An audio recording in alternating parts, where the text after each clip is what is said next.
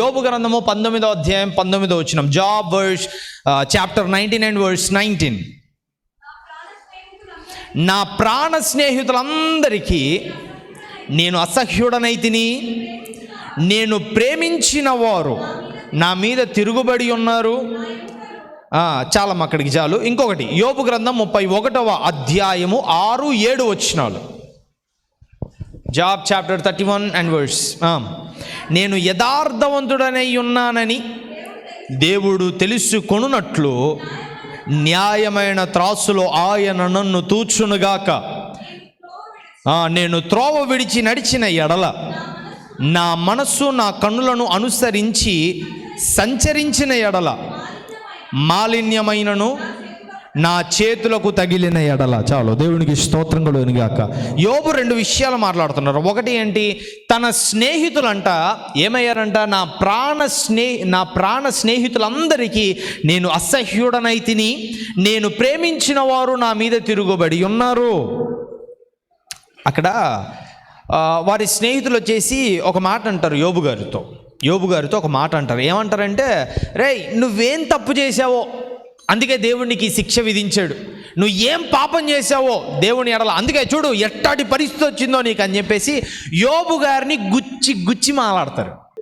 అయితే యోబు గారి స్నేహితులు ఆయనతో అలా మాట్లాడినప్పుడు, ఆయనతో అలా చెప్పినప్పుడు ఆయన మాట్లాడుతున్నటువంటి మాట, నా ప్రాణ స్నేహితులందరికీ నేను అసహ్యుడనైతిని, నేను ప్రేమించిన వారు నా మీద తిరుగుబడి ఉన్నారు. అయితే ఇప్పుడు వారితో ఈయన సమాధానం ఇస్తున్నాడు. ఏంటి? యోబు గ్రంథం 31వ అధ్యాయము 6-7 వచనాలు.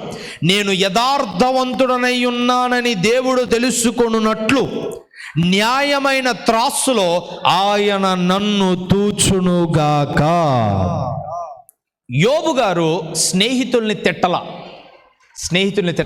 చాలామంది కూడా పోరాడండి అంటే ఎలా పోరాడతారో తెలుసా? ఎవరైనా ఒక వ్యక్తి బాగా ప్రార్థన పరుడు ఉన్నాడే అనుకోండి, ఆయన సరిగ్గా ప్రార్థన చేయడం కానీ ఏంటయ్యా నేనెందుకు ప్రార్థన చేయను అని లేస్తారు, పోరాడతారు. కానీ ఇలా పోరాడట్లా యోబు గారు. రెండో విషయం ఏంటంటే, అవమానాలు నిందలను ఎదుర్కొన్న వాళ్ళు చాలామంది ఉంటారుగా ఇక్కడ, అవునా కదా? ఎవరెవరో ఏదేదో మాట్లాడినప్పుడు మనసు నొచ్చుకొని కూడా ఏమి అనలేక వెళ్ళిపోయిన వాళ్ళు ఉంటారుగా ఇక్కడ కూడా. అటువంటి వాళ్ళు ఒకవేళ నువ్వు ఆ పొజిషన్లో ఉంటే దేవునికి ఏమైనా ప్రార్థన చేసావు? ఏంటయ్యా నువ్వు నన్ను చూస్తున్నావుగా, నాకు న్యాయం తీర్చాలని తెలియదా నీకు? వాళ్ళని నేను మాట్లాడుతూ ఉంటే వాళ్ళని ఒక్క మాట కూడా అనకుండా ఉన్నావే నువ్వు అనేవాళ్ళు కూడా చాలామంది ఉంటారు, అవునా? కానీ ఒకటండి, దేవుణ్ణి ఏమంటారు ఒక కైండ్ ఆఫ్గా దేవుణ్ణి అడ్డు చేసుకొని మాట్లాడండి, దేవునితో గొడవ ఆడకండి దయచేసి. అర్థమైందా? అంటే నార్మల్గా దేవుని యొక్క సపోర్ట్ తీసుకొని మాట్లాడండి, కానీ దేవుని మీద తిరగబడి మాట్లాడకండి.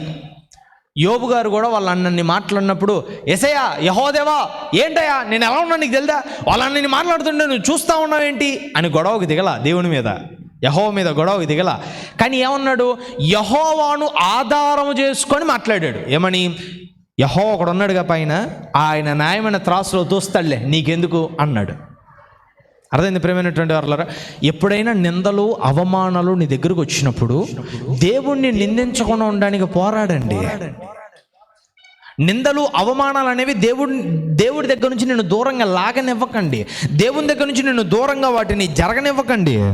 గుర్తుపెట్టుకో, దేవుణ్ణి ఆధారం చేసుకొని పోరాడండి. దేవునికి స్తోత్రం కలుగునుగాక. ఎందుకంటే ప్రతిఫలం ఇచ్చేటువంటి వాడు యేసయ్య ఉన్నాడు. ఆమేన్. ఈరోజు ఒకవేళ నీకు కూడా నిందలు అవమానాలు ఉంటే, కష్టాలు బాధలు ఉంటే, బలహీనతలు ఉంటే, ఇబ్బందులు ఉంటే, రిమెంబర్ దిస్, ఫైట్. ఈరోజు నువ్వు దేవునితో నిలబడడానికి యుద్ధం చేస్తున్నావా? ఈరోజు దేవునితో ఉండడానికి నీ యుద్ధం చేస్తున్నావు. అవమానాలు వచ్చేసి ఇంక దేవుని దగ్గర నుంచి ప్రయోజనం ఏంటి? చాలామంది ఆలోచనలు ఎలాగా ఉంటాయి, నిందలు వచ్చే దేవుని దగ్గర నుండి ప్రయోజనం ఏంటి? నష్టం వచ్చింది దేవుని దగ్గర నేనుండి ప్రయోజనం ఏంటి? అంతమంది అన్ని బాధలు నాకు పెడతా ఉంటే, అంతమంది నన్ను తిడతా ఉంటే, అంతమంది నన్ను మోసం చేస్తూ ఉంటే, యేసుక్రీస్తు ప్రభు వారు చూస్తూ కూర్చున్నాడు, నేను ఎందుకు ఆరాధించాలి అనే వాళ్ళు చాలా మంది ఉన్నారు. కానీ ఒకటే గుర్తుపెట్టుకోండి, యోబు గారిని గుర్తు తెచ్చుకోండి. యోబు గారు ఏమన్నారో తెలుసా? ఒకటే మాట, యెహోవాను ఆధారం చేసుకొని మాట్లాడాడు. గొడవ వల్ల యెహోవాను ఆధారం చేసుకొని మాట్లాడాడు. యెహోవాను ఆధారం చేసుకొని మాట్లాడడం అంటే సింపుల్గా చెప్తాను చూడండి. ఒక వ్యక్తిని నేను చేత్తో కొట్టా, ఎంత దెబ్బ పడుద్ది? కొద్దిగే తిరిగి లేవగలుగుతాడు. ఒక వ్యక్తిని నేను మంచి ఇంతలా రాడ్డు తీసుకొని కొట్టా, ఎలా ఉంటుంది? లేస్తాడా? బాగా ఇంత లావు ఉంది, ఇంత మందం ఉంది రాడ్డు, తీసుకొని బలవంతా పెట్టి కొట్టా, ఎలా ఉంటుంది? అవునా? దేవుణ్ణి ఆధారం చేసుకొని మాట్లాడితే అలాగే ఉంటుంది. దేవుణ్ణి ఆధారం చేసుకుంటే అలాగే ఉంటుంది.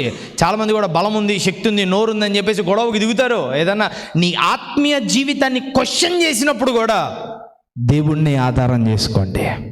నీ భక్తి జీవితాన్ని నిందించినప్పుడు కూడా దేవుణ్ణి ఆధారం చేసుకోండి. నీవు భక్తిపరుడు కాదు, భక్తిపరురాలవు కాదు అన్నప్పుడు కూడా దేవుణ్ణి ఆధారం చేసుకోండి.